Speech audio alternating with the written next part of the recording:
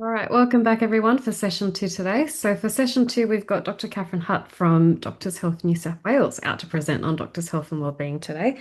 Anyone who was at IMI last year might have seen Kathryn there, but very happy to have Kathryn presenting to this smaller group of Australian New Zealand addiction trainees. Kathryn, I might hand over to you. Do you want to introduce yourself? Hello.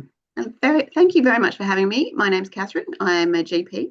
Can I just check that I'm sharing my screen correctly? Because Yeah. I'm a dinosaur. So we are going to attempt technological marvels today and we'll see how we go. Um, it's lovely to meet you all. So I'm a GP working in Sydney and also do some rural and remote outreach. But I also have the absolute privilege of being the medical director at Doctors Health New South Wales, which is why I'm here today. So I am currently on Garigal land. I would very much like to acknowledge the traditional owners of this land, but also all the lands that we all meet on this afternoon. Now, I don't think that is moving, is it? Now, you can see my technological abilities here. Okay, so who is Doctors Health New South Wales? For anyone in New South Wales, I would encourage you all to write down that number. Can you see a nice postcard with a cup of tea? We've got your presenter window Yeah, on top of see. your Yeah, screen. don't you hate this? Just one second. And I apologize. I'm a dinosaur, so hang on. I want you to look at that. What I want you to look at. That's working now. Is that better? But I also want to be able to change the slides when I need to. So I'm going to do that. Can you The still see that one slide? We're still on the slide with the lemon sliced tea. Yeah, that's great. Okay. So all the New South Wales people, just jot that number down, stick it in your phone. You'll have it then to hand out to colleagues, or you might want to use it yourself. I'll explain what it's for in a minute. And we can come back to that number, or you might prefer this number. Can everyone see that number now? Yeah. Oh, it's working fantastic. So this is a number across Australia. If you dial that number, it will put you in touch with your local Doctors Health Service. So everyone can write that number down from wherever you are, and you will be put straight through to a local independent Doctors Health Service in your state and territory. Everyone had time to write that down. But don't panic, New Zealanders, because there's one there for you as well. So please, that's your number. As I understand, 24/7 in New Zealand. And if New Zealanders want to ring Australia and Australians want to ring New Zealand, I'm sure that's fine too. So hopefully you've had time, but certainly we can put those numbers perhaps in the information, or you can watch this recording. So what do we all do, and why is this important? We are services that have been set up for doctors that have doctors on the end of the phone to speak to any doctor or medical student or anyone that's concerned about a doctor or medical student. In New South Wales, we also extend to dentists and vets.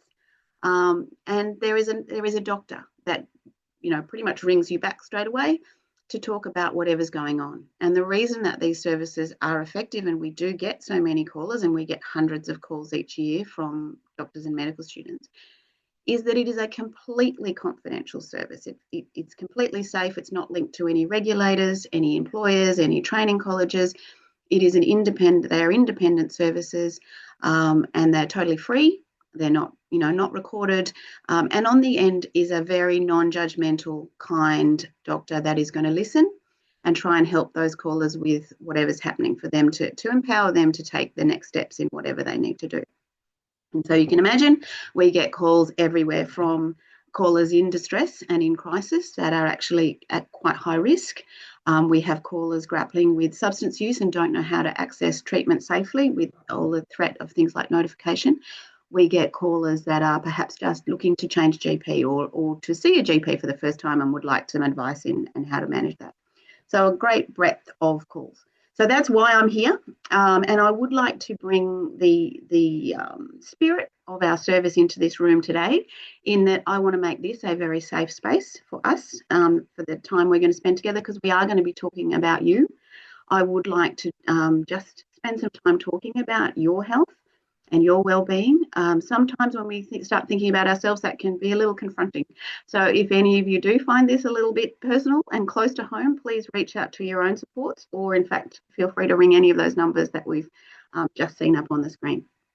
So Doctors Health, I'm a GP. GPs are very practical, and we are very time poor. So unlike some of you, I think you might get longer with your patients. We kind of don't get very long, and so we have to compress things. And so we tend to like things, very well summarised, and we like things in threes. So I'm going to put it to you that as doctors and as people, there are three main things that all humans, in terms of the basis of our health, there are three things that come up in all the trials as being paramount in terms of just being a person and being generally well. And this is where I'm going to test out whether the chat's going to work for this. Can anyone think what those three big things are in general practice that we're always banging on around about in terms of preventative health and just looking after your own personal health? Three factors for every person. Now, let's say social connectedness. You've already gone to the extra credit. I'm just talking about the three basic elements for general, I guess, physical rather than mental health. You're going to have a mental exercise. There's one already. So excellent. Sleep, excellent. There's one more. Let's complete. Yes, brilliant. I've got a room of potential GPs here. So sleep, diet, and exercise. They're the big three. I'm not going to bang on about it because you guys already know. All right. You can already look at those things in your own lives and have a think about, well, I'm a person. So those are three things that are going to be important. And for doctors, they are often neglected. So I would suggest up front that there's something that you perhaps be a little bit thoughtful about. But I'm not going to go there because that's the basics. I want to give you then the secret sauce, the extra credit, the stuff that we've noticed on the doctor's line that is actually going to make that difference between just being physically functional and healthy and actually then thriving in our lives and in our practice as doctors. So I'm going to ask you now a question, and let's go back to that chat again, that it does come on, very early in life in terms of our choices and what we're going to do. Can everyone see that slide? Which is asking a question. What do you want to be when you grow up? Now, those of you that are familiar with Charlie Mackessy's work, maybe don't mention this in the chat, but for the rest of you, perhaps give us a bit of an idea of how you would have answered this question the last time you were asked it. Maybe some of you are still being asked it. People haven't asked me that for a while, but maybe you're being asked this. What sort of answers would you have given? How many of you would be where you are today? Is this what you would have said? So just if people can tell me how would they would have said that? What do you want to be when you grow up? Can I get a sense from you, maybe, if anyone's willing, to let me know what you would have answered when you've been asked that in the past? Or you can speak up if you can. I don't know. Are you guys enabled for excellent, a comic book artist? Yep. I actually was a taste tester for Cadbury's, whoever that was. I did that for a good 12 months. So that is a thing. Someone that read beautiful, anthropology. Okay. Excellent. We've got hockey players. We've got all sorts of things. How many of you, put your hand up if you would have said you would have been, a doctor or where you are now? Many of you? Anyone would have said they wanted to be a doctor? None of you. Extraordinary. There's usually some in every group. All right. Well, I'm going to suggest to you now that you just actually give just some thought to another way that you could look at that question.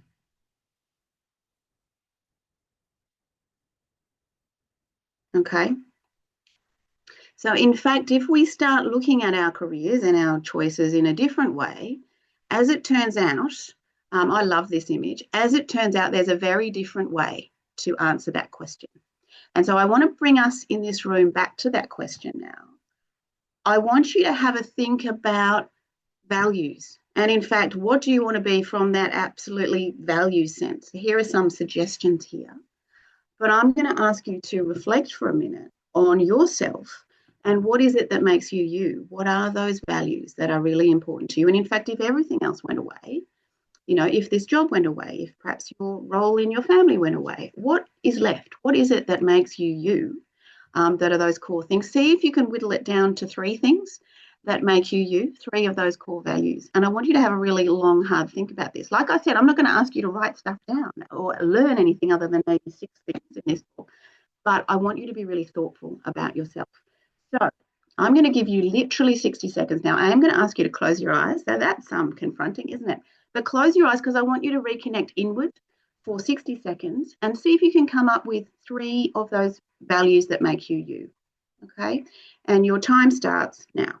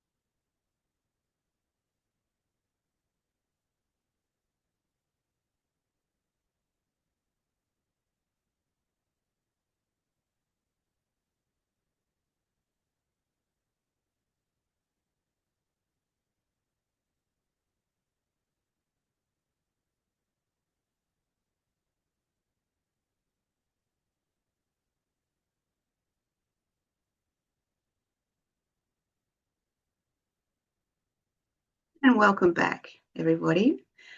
Now, did that feel like quite a long time out there? That was literally 60 seconds of thinking about yourself for a change. Okay. Actually, turns out it's really important that we do that, and we rarely do. So it may be that that's the first time some of you have thought about yourself all day, or in fact, all week, or perhaps you haven't really had a chance to think about yourself like that for quite some time. Those values will change over time. So it's really important that we keep connecting with who we are at that values and meaning level. Because as it turns out, this is one of the important elements to psychological fulfillment and safety. And again, I'm going to bring you some secret sauce. And again, it comes in threes. So as a GP, I am loving this. Okay, can I see maybe people who remembers the 80s? Is there anyone out there that remembers the 80s? Anyone? Anyone at all? There's one. Hello. Yes. Now, some fantastic things came out of the 80s. So I do feel sorry for the rest of you that you missed it. But here is one of them that I love. Okay. It is self-determination theory. You guys would know this probably much better than I do as a GP. You've probably studied this. But it's out of the 80s. It has been tested. It's still here. That's good enough for me. And it involves three things. So this is fantastic. And it certainly is reflected in the evidence of the things that actually matter and matter to doctors around our psychological fulfillment and thriving in our work and in our lives. And they look pretty happy, don't they? I mean, I think they might have discovered the secret sauce. All right, so what are those three things? These are the three things that I want you to remember from this talk that you are going to be able to work on, not just today, but moving forward. So we're talking about autonomy, living life with meaning. Okay, this is the sense that you are living to those values that we just talked about earlier. This idea of competence or capability, that we are actually effective and capable.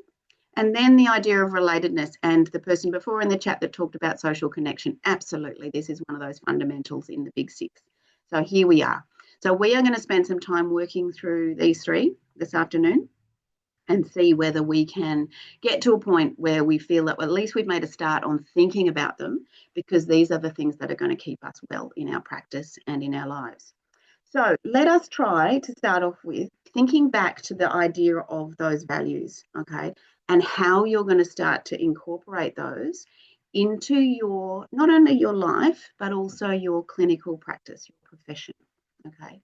Now, the work of Tate Shannonfeld would suggest that if doctors are practicing in a role that they find meaningful, that aligns with their values for 20% of the time, and that's the magic number, 20% of the time, they are much less likely to develop burnout than doctors that are working in roles that fulfill them for less than that. Now, I think that's a very low number. I would have expected that to be higher. But in fact, you only really need to find that 20% of the time you're working in a meaningful role for you to get that added protection from burnout. So I'm going to try something. Let's try and break up into little groups so you can talk to your colleagues. And again, this is a very safe space. This is meant to be around sharing and discussion. It's not meant to be therapy. So none of these sessions are therapy sessions. Please only share what you are willing to share. But I would like you to spend, let's say, 6 minutes, so 2 minutes each, if they're going to be groups of three, talking about maybe if you're willing to share one of those values and how you are incorporating it into your work. Or in fact, if you're not able to find that meaning in your work, how are you going to make sure that you are honouring that value and living with autonomy and living a meaningful life? How can we start to be thoughtful around how our work intersects with what's meaningful and who we are as people? Any questions before we try this crazy idea? Because I usually do these things live, so you're a bit experimental. Live, it works really well. Yes, Joshua, are you asking a Yeah, question? sorry, just to clarify, are we sharing one of the three that we thought of before, or one of these, how we would practice one of these three? Oh, no, sorry, this is your values. So thank you for clarifying. No, choose one of your three values, which makes you you, one that you're happy sharing. It doesn't have to be your top three. Just choose something that's meaningful for you that you're happy to share with 2 or 3 people. And we're going to talk about how you're bringing that into your practice, or if you're not, how you might be able to bring that into your practice to make sure that your practice is now more meaningful and therefore you are a little bit more protected from that terrible burnout and lack of fulfillment. That makes sense? Shall we try it, Vicky, for let's say 6 minutes? Yeah, and if anyone has any clarifying questions, feel free to voice up now. I'll put you in groups of 3 or 4 just so that we've got some buffer if anyone has to step out. And Kathryn and I will step out as well. We'll So see you soon. See you on the other side. you'll have to join in your allocated breakout room. Nice way to meet your folks here as well.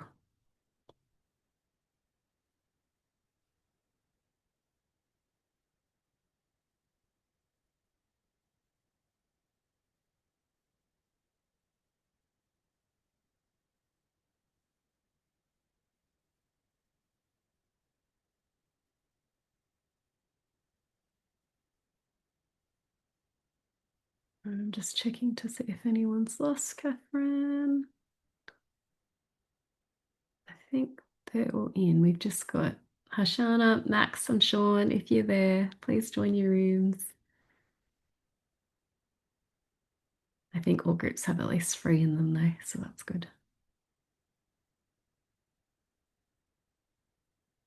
Aren't you clever, Vicky? Well done. It seems pretty handy with that, actually. That's so Like good. the technology does the job for you. That's so good. I might move. Okay. So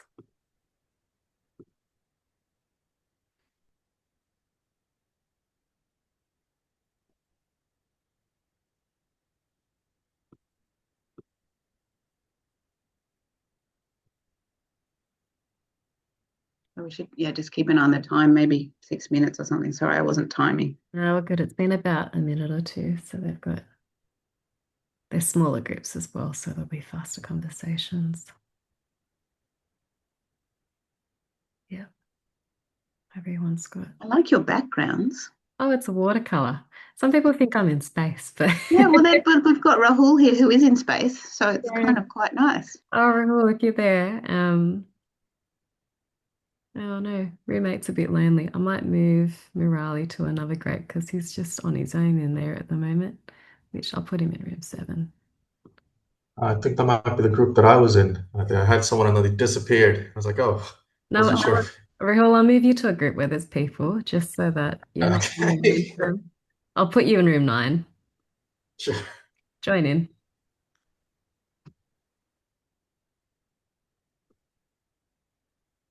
Just don't want anyone stranded on their own. Okay, yeah, we're all good now.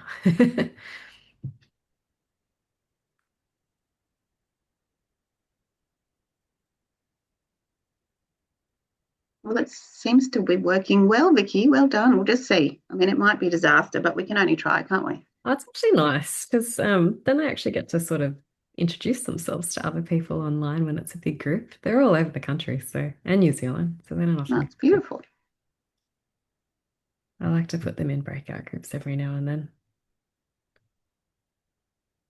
It's a bit less natural feeling to say hello to someone in an online meeting than it is in real world.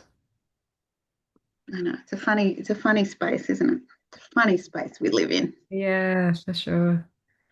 I know Morali's just joined back in. I'll put Morali in a group. We'll put him in 1. Should we give them another 2 or 3 minutes? I can broadcast to let them know how much time they've got left. So how much time do you want to give them? Oh, they've only had. Well, that's probably only been about 3 minutes. We'll give. Give them time to each. Yep. A chat. So we'll come back at 10 past. Yeah, I think so.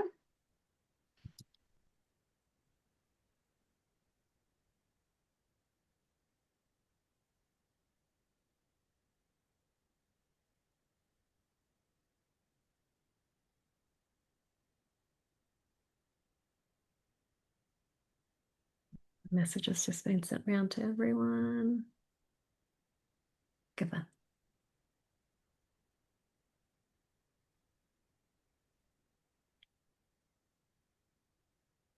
It's quite funny actually, because a lot of the work in addiction is getting people to reflect on their own values and goals to foster the motivational interviewing, but I don't know how many do it themselves in that work.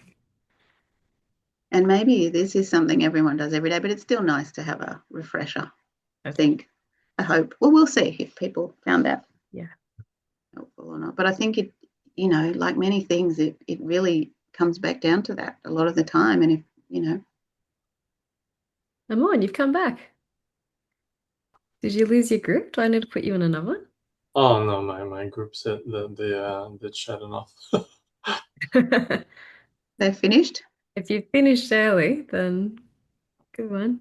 Oh, Julie and Tanya are still in there. Are they still chatting away? Not when I left, unless they wanted to get us out for some privacy, maybe. I didn't get the message to hang back, so they're kicking the both of us out. Oh, good. If you had a chance to reflect, then that's good.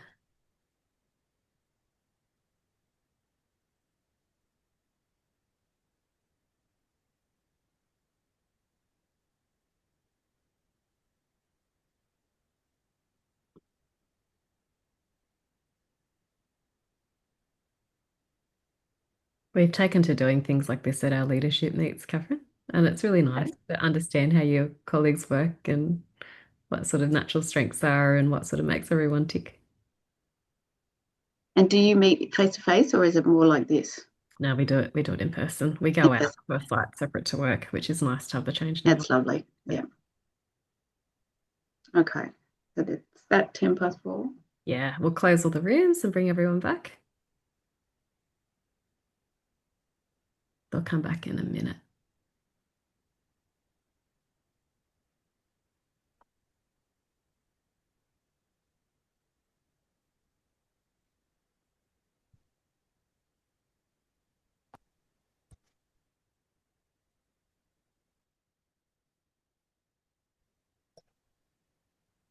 They do have an opt-out exit button actually, so it's quite nice that people are still sticking around in your groups.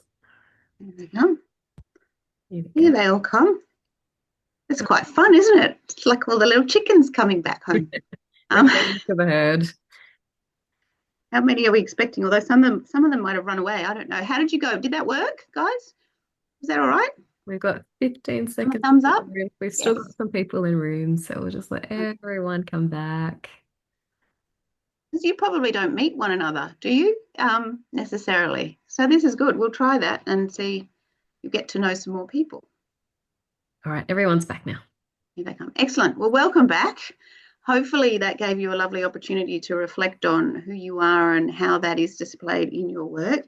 I didn't actually warn you of the risk of this beautiful values-aligned work that many of us are in. Can anyone think what that risk might be of when we, in fact, are in a job that closely matches our values? Any thoughts on that from anyone? I guess if we get some sort of moral injury or get burned out, then it can hit a lot harder. Yeah, absolutely. When something goes wrong at work, if our identity and our values are fused completely with our job, that any kind of moral injury at work or error at work or complaint about our practice can actually hit us at that identity level rather than this is just something that happened at work and it was a bad day at work. So we at Doctors Health New South Wales like to say we work as doctors, not we are doctors, because we recognise that that's part of our work and hopefully there is some values and meaning alignment there.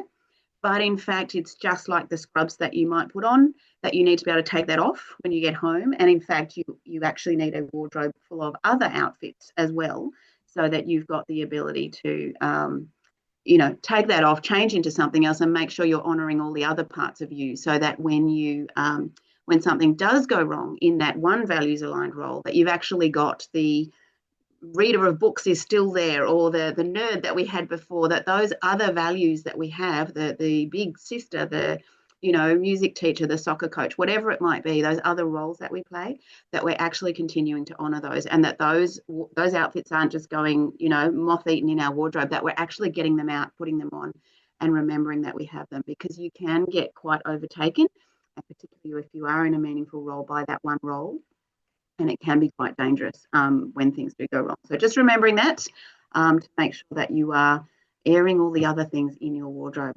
Okay, so now bringing us back now to our 6 things the 3 things that I'm asking you to remember. So now we're going to move on. Does everyone feel we're comfortable with the concept of autonomy, living life with meaning, that you've remembered who you are and you're going to go forth and that all good? So let's move on then to competence capability, which I think is actually one of the hardest ones for us as doctors to really feel comfortable with, because, of course, in this role, we are never going to master it. Okay, we are constantly learning. There is more stuff coming out of the literature every day than we can ever possibly keep up with. We are always going to be, possibly making mistakes. We're dealing with people, so we cannot ever achieve perfect in these roles. And for a lot of us that are perfectionists, and I imagine there are a few perfectionists in this room, this idea of competence and capability, and in fact mastery, is something that we don't feel fulfilled often, that we do struggle with this because we feel that, that we're not perfect and that we are in fact kind of imposters. If only everyone knew what I didn't know. So I think it's really important to recognise that in fact capability and competence aren't about mastery, that can be an aspiration, but in our profession, that's actually not an appropriate aspiration or expectation anyway, because we're never going to be perfect. And in fact, it is the concept of learning and using our skills and continuing to grow and learn that are our competence and capability. And so my suggestion is that we all start to look backwards instead of forwards and really realise that we are far more competent and capable than we were in first year at medical school. And if we think back to just how far we've come, that in fact we have developed enormous capabilities and competence in our roles, that our life skills and our life experience is all adding to that capability. And so perhaps if I can ask you to reflect on a skill that you have learnt, that you perhaps feel like you've achieved, not mastery, but competence at, that you would feel comfortable that you're comfortable, for example, driving a car, or using chopsticks, or for those of you that can play a musical instrument, that you embarked on a journey of learning, but that certainly there was no expectation when you first got in that car and you had just learnt the road rules that you could in fact take it on the freeway and certainly not enter the Formula One. So that there was a process of this learning that developed over time. And thinking back to that skill that you may have learnt, perhaps there was a level of discomfort in learning that skill, in developing that capability. And so for many of us, the reverse park was not easy. That did not come the first time, and we may have bumped the curb a few times in order to develop that skill. But now for many of us, we might do that without thinking. For some of us, that might still be a challenge. But that in fact, it's a little bit the same in our profession, that the process of learning is not necessarily always comfortable. There will be a layer of discomfort with that. But that doesn't make us incompetent. That makes us learning. That makes us learners. That means we're in the process of learning. And wherever we are on that spectrum, there is going to be a level of discomfort with that. It is, and it is important to say we're never going to get to the end when we're perfect. We are never going to be immune from mistakes. We are always going to have patients that remain at risk. We are always going to have patients that perhaps it doesn't go the way we thought it should based on our judgment and knowledge, and that's just part of our job. And so we need to accept that, and we need to be comfortable talking about that with our colleagues rather than somehow expecting this perfection and feeling somehow less than capable if we're not achieving mastery. Because of course in our job, unlike many other jobs, things can go very wrong very quickly, and if we are expecting ourselves to be perfect, that is also a big risk. So I would ask you to reframe that idea of competence and capability. Start looking behind you instead of ahead. And the other thing to do is really start thinking about the idea that we're not competing against one another. This is not a competition to be the world's greatest psychiatrist or the world's fastest qualifying anything. This is about everyone bringing to our roles what we bring to our roles, and we're all very different. So we're not actually competitors, and we shouldn't be looking to other people to see how we should be going. There lies, distress, that in fact we are our own doctors, we doctor in our own ways, and that we're all learning, and that is capability and competence, rather than looking at anyone else in this room to show me where I should be at. So finding your mentors, finding your supervisors, finding those people, but really being reflective around your competence and capability being yours and not able to be compared with anyone else. It's impossible to compare two people. We are all very different. We bring very different things to our roles. This idea of competence and capability, when things do go wrong, it smashes us as doctors, and the downside of that is we can start to feel very isolated. Can anyone name the emotional response we have often as doctors when things do go wrong, when we're feeling less capable or confident? Anyone able to name that emotion? Just looking at the chat. Or speak up. Guilt, yes, it could be guilt. Guilt is I've done something wrong and I feel sorry for that, and there is often a level of that guilt. But what I was looking for was actually that deeper identity hit of shame. We as doctors are all very good at shame, and it is a very damaging emotion. It is something's gone wrong, or I've done something wrong, and I am bad, right? I am bad. It's hit me at that emotional level. Now, and that shame is misplaced in the we're often much less kind to ourselves as we would be to any of our colleagues, because no one turns up to do harm or make a mistake. None of it's intentional. These things are errors. These things are mistakes. But unfortunately, for our profession, with its perfectionism and the training, which is often fear-based, you're supposed to know the answers to the questions before you get asked the question, rather than someone actually teaching you the answer. This is still going on. We tend to internalize and feel this isolation and sense of shame. And this is quite a big problem in our profession. Okay. And so we do need a way to try and address that as a professional group. And fortunately, there is a way forward in terms of shame. Does anyone know what the antidote to shame is? What we can do to actually diffuse that shame? I've probably put it here on the board, but does anyone know what we can do to almost immediately dissipate that terrible sense of shame? Any ideas? Has anything worked for anyone here? No? You're not going to help me out on this one? All right, shame, I think, is a bit like self-compassion. Absolutely self-compassion, we need that, but when we're feeling that shame, we sometimes can't do that for ourselves. We're actually really unkind to ourselves as a group of highly intelligent, empathic, caring individuals. From all the people I've spoken to, that comes difficult. That doesn't come naturally. Kindness to others and connection, yes, we're starting to get there. So the thing that is helpful in terms of shame, it turns out, is actually this connection. It is talking about it with someone that's going to understand. It is that discussion that we have with someone else that is going to be kind and that is going to give us that connection and allow us to be vulnerable.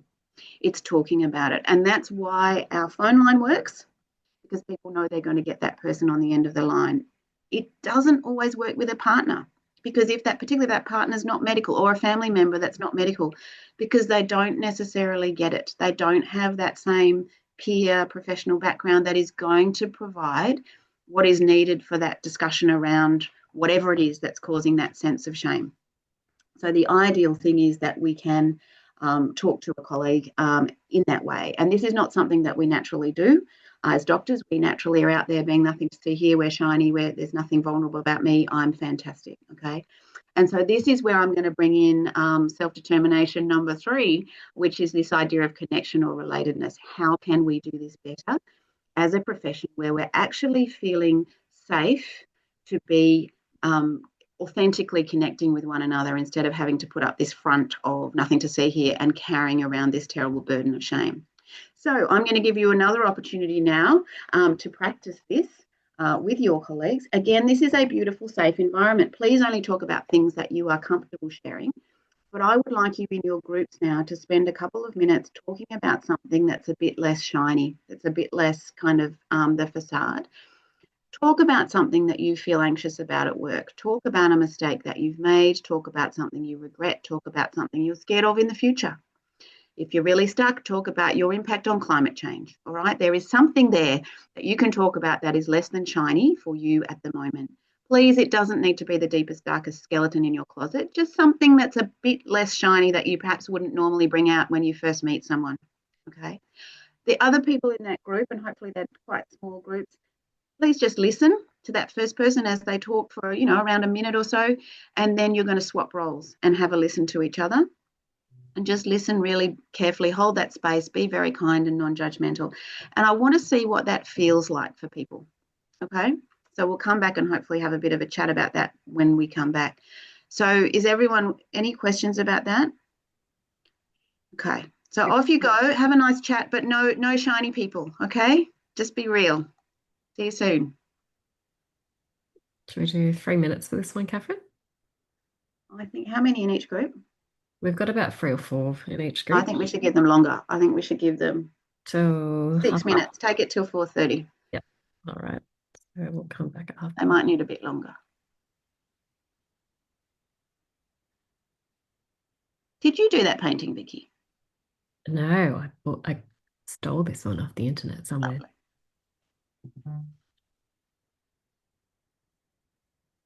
So at this point, normally in the room, you could hear the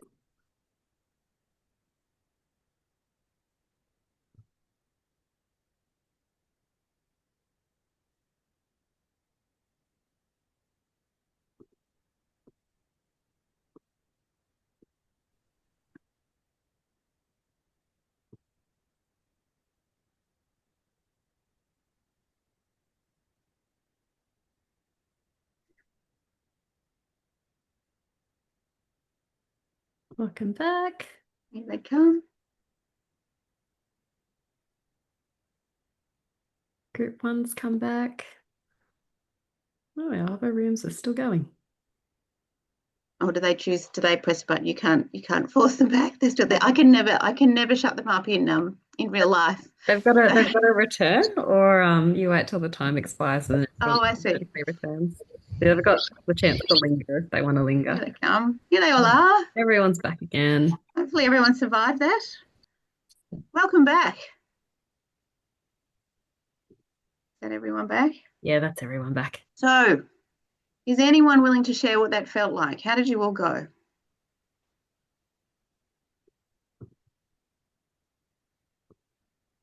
Anyone willing to speak up of what that felt like?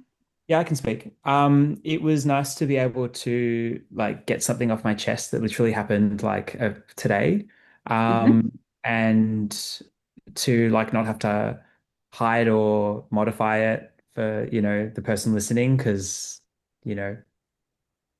I was trusting that the other person would not judge me or not would kind of know what to say, and I feel better now. And you feel better now. So the outcome was, in fact, that helped, as well as feeling that there was that kindness. Did you feel more connected or less connected to the other people in having that conversation in that way? It was just one other person in my breakout group, but yeah, more connected. Yeah, more connected. Because Yeah, I felt understood, and I felt I got a positive regard from what I said, so yeah, more connected. Did anyone else have a similar experience? Did people feel more connected, less connected? What was the general experience like for people? Because I think, Joshua, that's a beautiful thing that you've just articulated there. Anyone else willing to share what that felt like, having that conversation in that way? Is that something that is usual for you, or is that something that you build into your practice? I think it was really reassuring. The other 2 people in my group were kind of in the same boat in many respects, in doing psychiatry training and being in the final years of that, and just sort of sharing our experiences and anxieties around that, and kind of normalized it for us all. I think just being like, oh, it's not just me. It's yes. It's not. Yes, beautiful. And in fact, a lot of people calling our line go, why am I the only one that is struggling? Everyone else is okay and I'm not. And in fact, when we do something like that, and thank you, Lauren, that's beautifully demonstrated how, in fact, that's rarely the case, that it is just you, and it's often just stuff we're not talking about. So I hope you all had a similar experience, and you realizing that, in fact, if we could do that more often, we would be less, at risk of feeling isolated and actually more able to realize that we're all in this together and we're all on very similar pathways. There'll be differences, but in fact, if we can find those people in our worlds that we can have those discussions with regularly, it can actually be really helpful. So, you know, Joshua, I wish after every day when something difficult happened, you had that ability to kind of have that chat with someone so that you, in fact, could feel a bit better and go home to get one of your other outfits out of your wardrobe and not carry that with you in a way that some of us might if we hold it in and feel some level of possibly even shame about some of those things. Just to say that collecting those safe people around you is a really good idea. So if you have a mentor that you or a supervisor that you really connect with, stay in touch with that person. If you've got people from medical school that you haven't caught up with for a while, call them and stay, because those are the people. If there are people in this room that you can perhaps connect with, or people in your workplace, so that you can catch up for a coffee, or if something's happening, you know, that you can have that level of conversation with. Now, people don't tend to, because they'll go, oh, look, you know, I'd ring such and such, but he's probably really busy because he's got kids or he's studying or whatever. And I always reflect with the callers, but if he was feeling like that, would you want him to ring you? And it's like, well, yes, of course, I'd want him to ring me 24/7, right? He's a good mate. So do reach out to your friends and colleagues and let them know that you're available to be contacted, that you are happy to be called. Even if I look busy, I've always got time for you, is a really helpful thing to start establishing with your peer group, because then you have got that group there that you can start having those conversations with. And that will really nail number 3 of self-determination theory, that relatedness and connection, that you'll have that in your professional life as well. The uni students asked me to come back so we could do another session of that. You don't need me to do what you just did then. You can do that any day, any time. You just need to find the people around you and make some time to have those conversations, and it's really, really important that you do. So I think out of what we have done over the last hour, certainly sleep, diet and exercise hasn't gone away, and I know for all of us that remains an eternal challenge, but that really that the idea of the you know, living life with meaning, autonomy, the sense that we are all capable and competent, and that it's often our expectations that get in the way of us realizing that we're actually not here for praise and approval. We're here to keep learning and to you know, develop our skills, and that connectedness is important in our lives, but it's also important professionally. And that connection can't be as competitors. It has to be as vulnerable, authentic, you know, professionals working together. And that sometimes takes work, because we're not very good at that. And we're not very good at acknowledging our, you know, vulnerabilities. Another person I haven't mentioned is, of course, your own GP, that is someone you should be able to go and have a very authentic conversation with at any time.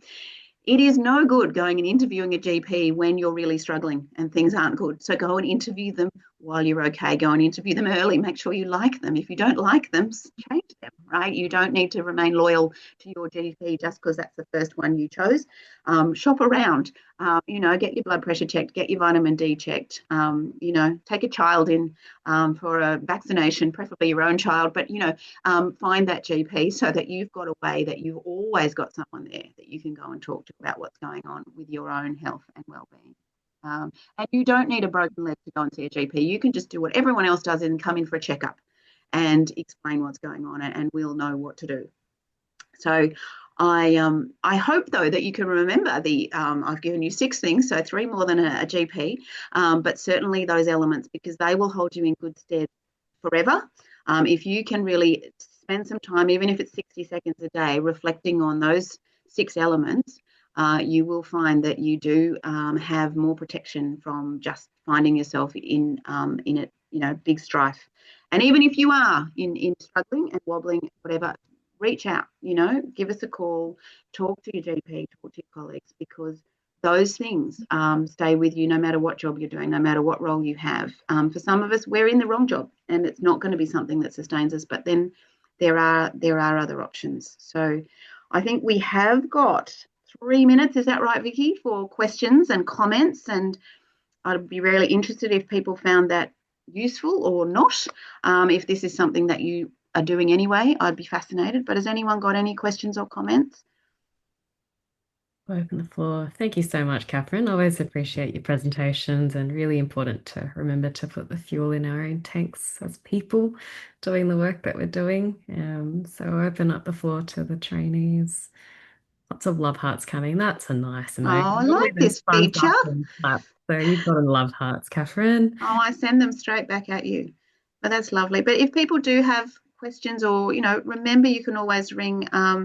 Going back to the slides that has the phone numbers. Now that's asking me to do a technological marvel. Of course I will. Just don't expect me to. Can you see that now, I'll get your Vicky? screen share it, Kathryn. Yeah, I'm attempting. Yes, did it work? Attempting well. I'm waiting for it to come So through. can you see those lovely people all connecting beautifully now? The wooden colourful people. Yeah, all right. Now I'm going to attempt to go back to the phone numbers.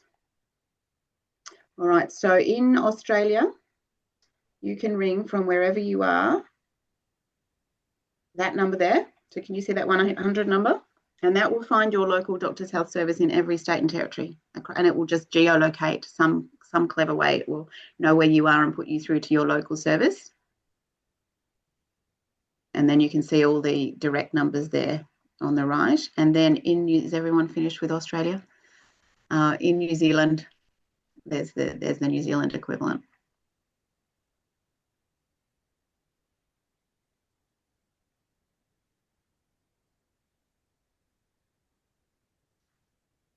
Thanks, Kathryn.